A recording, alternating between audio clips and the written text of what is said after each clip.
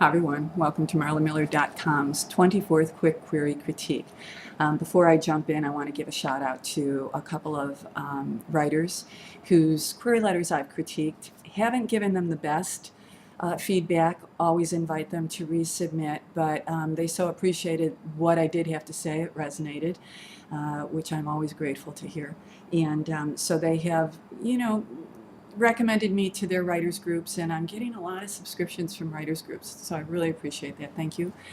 That's the way we're going to grow MarlaMiller.com is really, if you like me, if you really do. So with that, I'm going to go to, and yes, I can be a little hammy, I'm going to go to our 24th Quick Query Critique. This is, this gentleman has been waiting for a while, as many of you have, and I am catching up to a week diligently now, so we should not be too far behind. My goal is to get us, like 10 days.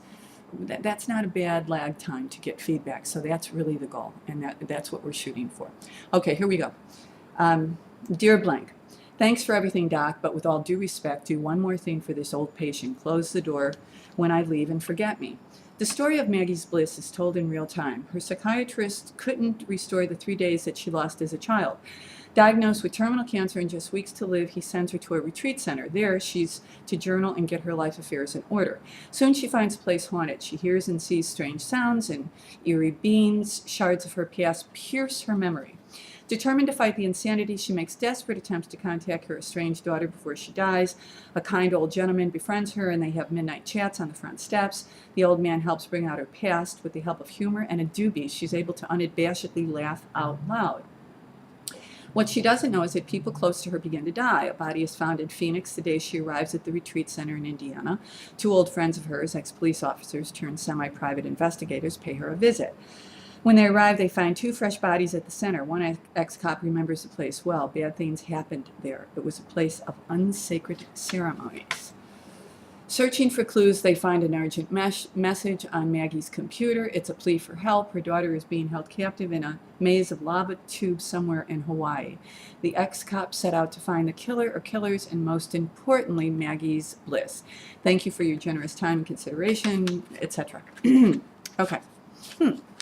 What do I think of this? Well, Maggie's Bliss. I liked it. This writer did not identify the genre, and nor will I. So I just want to focus on what's here. So the genre is not identified, and one doesn't always have to do that, but I would always recommend that one does. So that the agent that they're pitching to knows that the reason why they're getting this query letter from this particular author is this author knows that this agency represents this genre or does well by it, or is beginning to build a list and is looking for new talent. So always include the genre in my humble. Okay, I like this story. I think it's intriguing. It's a whodunit. I believe that there's a twist. So just a couple of things that I'm going to throw at this author, and it's just food for thought. This is, I don't write whodunits. I read them. I love them. But my guess is that there was a reason why the psychiatrist was mentioned up top and then never mentioned again. You might want to take a look at that. If there isn't a reason why the psychiatrist wasn't mentioned, you might want to take a look at that. When the psychiatrist sends her off for 3 days with, no, he sends her off to get her affairs in order because she only has 3 weeks to live with cancer. Well, I could be a little too technical here because my background is in healthcare, but if you're going off someplace and you've got 3 weeks to live, first of all, doctors don't tell you that unless, they're pretty sure that you do. And when you have 3 weeks to live, probably the last thing that you're capable of doing is going off to a center. So I would look at that. Now, doesn't mean that she can't have terminal cancer, because terminal cancer is being treated and people are living for years with it, or months with it, maybe months are better. But 3 weeks is expecting me to suspend my disbelief, and I can't expect her to be this energetic with 3 weeks to live. So I would take a look at that. I think that's easily remedied.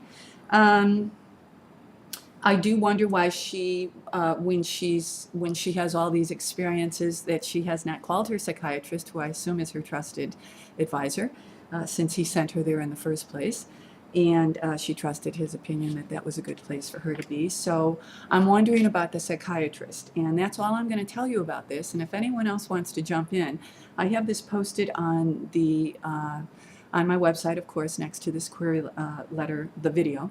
And I would love some feedback on this. I find it intriguing. I think that the author has done a very nice job of weaving.